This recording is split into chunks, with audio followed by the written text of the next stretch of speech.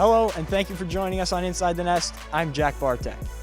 The last time the Panzer Athletic Center saw game action, the athletics department branding was not the only thing that was different. Now, 9 months later, battling a pandemic, the men's basketball team was able to christen the new hardwood with their inter-squad scrimmage. The night's activities were split up into two parts. First, a gray versus white scrimmage played in 3 6-minute sessions, changing teams in between. Then, to cap off the festivities, 4 Redhawks faced off in a slam dunk competition.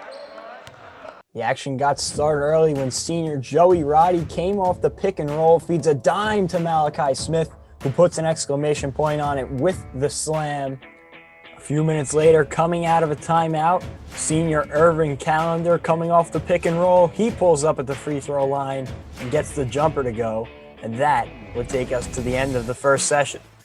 Picking things up in the second session, Roddy, wasting no time getting reacquainted from three-point land, gets that one to fall. And the rookies got involved too.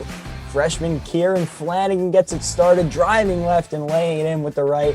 Nice move there. And then, not to be outdone, Francisco Paulino gets it at the top of the key, entering the spin cycle, and lays it in off glass. Here's what Coach had to say about the fresh faces making an impact early. I thought Amir was really good tonight. I thought Fran showed some really good flashes. And Kieran's only practiced, I think, 5 times. So to be able to kind of pick things up as quickly as he has, I think that's a really good sign too. Moving into the third session now, sophomore Keon Price pulling down the rebound. He outlets the calendar, a beautiful Euro step, and he finishes it off glass. Then later on in the session, swinging around to Joey Roddy, he's closing in on the career 3-point record, and he gets the friendly bounce on that one. And to close out the night, Tim Algenio bringing it across, hits TJ Schneider, 3-ball corner pocket. A nice night for the Redhawks. That would close out the scrimmage portion. Finally, after a fall of hard work, the team got to have some fun, cheering on their teammates in a dunk contest, featuring Malachi Smith, Christian Booker, Derek Golden, and Amir Williams. The 4 dunkers would have 45 seconds to pull off a slam and were graded out of 10 by 4 judges, including myself. After each contestant completed 2 dunks, the 2 highest scorers would face off in a 1-round finale. Christian Booker started off the competition with a 360 off 2 feet. That one would net him a 32 out of 40. Then next up was Derek Golden, the self-lob before rattling the rim. He'd get a 34 for that. And Malachi Smith, the odds-on favorite, closed out the first round with an Aaron Gordon-esque double pump, and that one will be scored a 34. In the second round, Booker went strong with a mid-air switching of hands and a lefty flush to cap it off. The judges gave him a 37. Then Amir Williams showing off his hops with a reverse up and under, receiving a 34 for that one. And then it was Malachi Smith's turn again, and he almost tore the house down with his rendition of Vince Carter's Honey Dip. While he didn't quite hang on with the elbow, it was impressive enough to score him a 33, advancing him alongside Christian Booker to the final. In that final round, Booker got some help from his roommate, Keon Price, who assisted him off the side of the backboard for a final round score of 35. And with the pressure on, Smith went deep into his bag of tricks with a reverse windmill, scoring a 38, the highest score of the night, securing the 2020 Montclair State Men's Basketball Dunk Contest Championship. I feel like some dunks were rated higher than they should have been. I did an Aaron Gordon basically triple clutch reverse dunk that should have got all 10s, but we're not going to talk about that. But I mean, it was fun though. It was fun. I almost lost. I really almost lost to C-Book. After a great night at the Panzer Athletic Center, the Redhawks will pack things up until late January when the NJAC basketball season is set to begin. After getting a taste of normalcy, the players and coaches alike are confident in each other that they have the right plan in place for the future, and they will be ready to hit the ground running whenever the opportunity comes.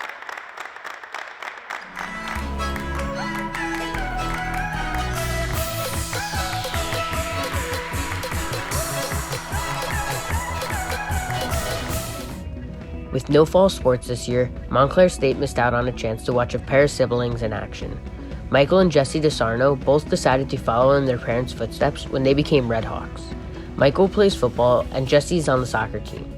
The two did not expect to come to Montclair, but soon changed their minds after visiting the campus and meeting their coaches and soon-to-be teammates. Me personally, I didn't plan on going to Montclair just because my brother went here and both my parents went here, and I wanted to kind of like create my own path and go somewhere else.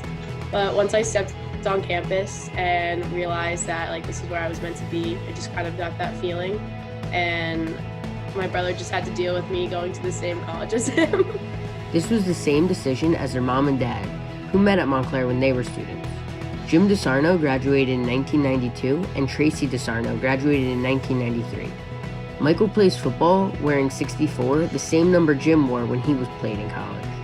On our visit when I came in, they gave you the jersey number you wore in high school, and they had you put it on, you take a picture or whatever, post it. And so for my visit, I put it on, and then my dad was like, my turn. Michael also plays for Coach Giancola, the same coach that Jim played for. Him having the opportunity to play for the same coach that I played for, Coach Giancola. So, and really it makes me feel good to know, he's in good hands. Because I had a great experience with Coach and with that program. Michael started all 10 games for the Redhawks last season. The junior offensive lineman expects big things, especially with a dominant defense returning and a little stepping up from the offense. The team looks to capitalize on 2 straight winning seasons. Jessie is a sophomore on the women's soccer team. Last season, she played in 17 games and started in a big win against Rutgers Camden. She totaled almost 475 minutes on the season and is excited for what the team has in store as they try to capture their 10th straight winning season. For the spring, my goal is for our team to work together, win the NJAC. We had a really good fall. Our team dynamic is really good. We're all pretty close. Michael and Jesse were both multi-sport athletes throughout their time at Somerville High School.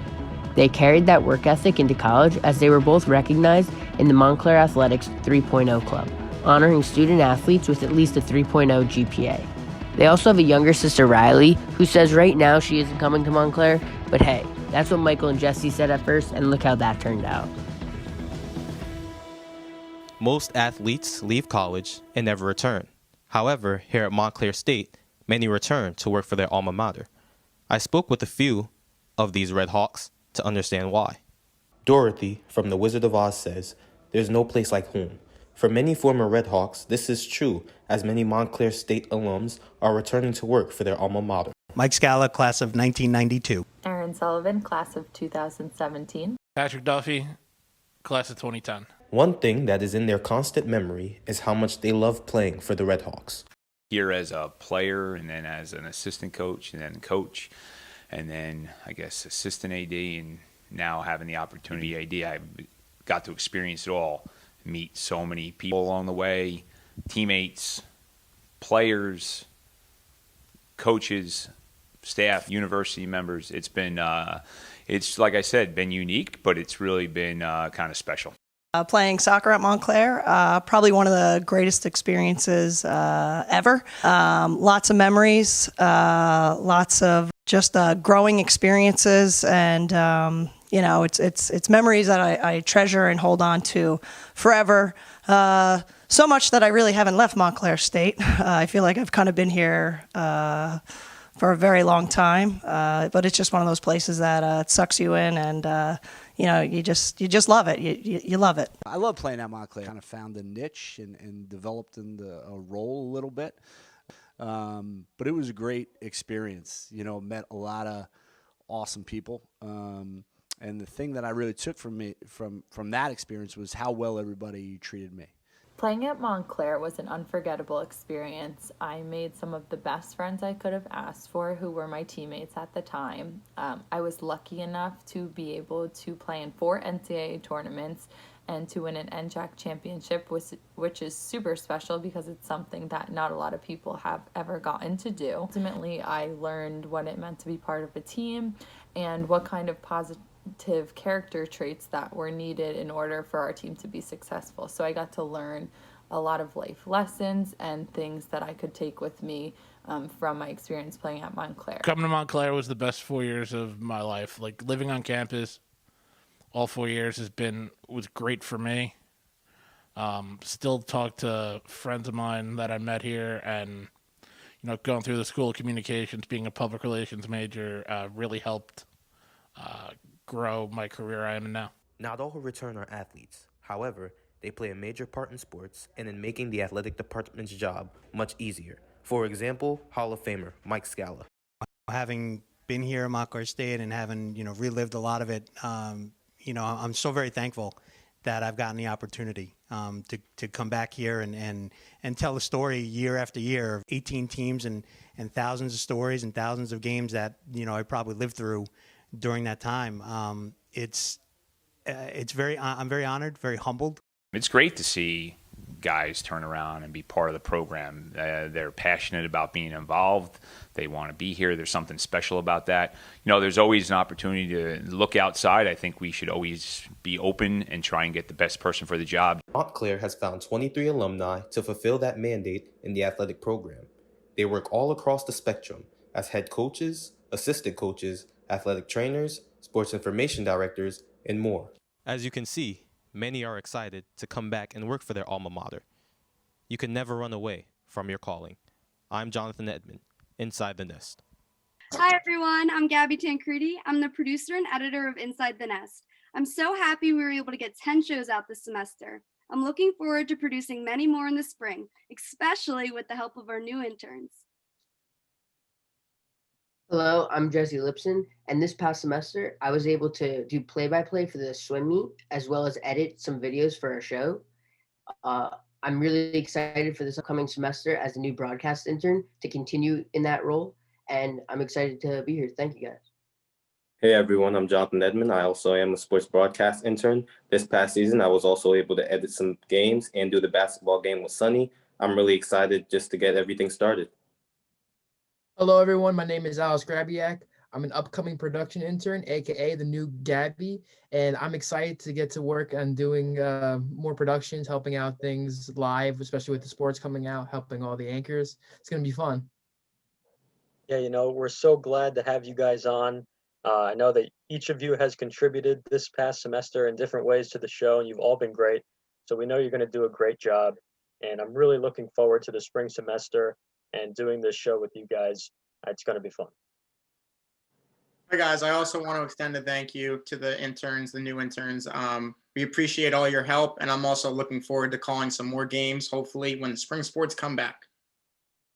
Yeah, it's been a crazy semester, but getting the show off the ground and producing weekly content for you guys has been so much fun. I can't wait to welcome in the interns next semester and get back behind the mic to call some live games. Thank you all very much for your support. Can't wait for next semester. As you may have realized, we're missing an intern on this call. Over the past week, our Red Hawk Sports Network family was hit with some crushing news. Our very own George Jamgochian was diagnosed with leukemia. I spoke to George on Friday, and he was in great spirits, and one of the things he mentioned was that he watched the ESPN 30 for 30 42-1, featuring the Buster Douglas story, one of the biggest upsets in sports history over Mike Tyson. If you know George, you know he embodies that fighting spirit, and he will be back on broadcast next semester. We're with you every step of the way, George, and we can't wait to see you back on the screen. We are George Strong.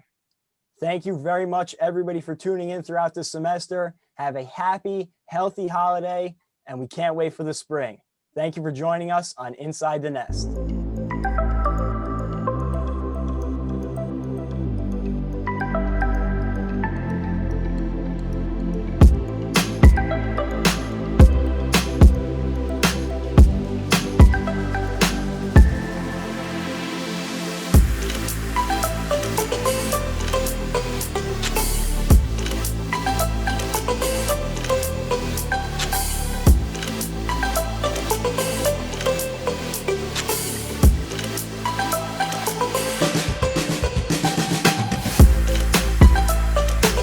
Did you hear? Montclair State has spring sports.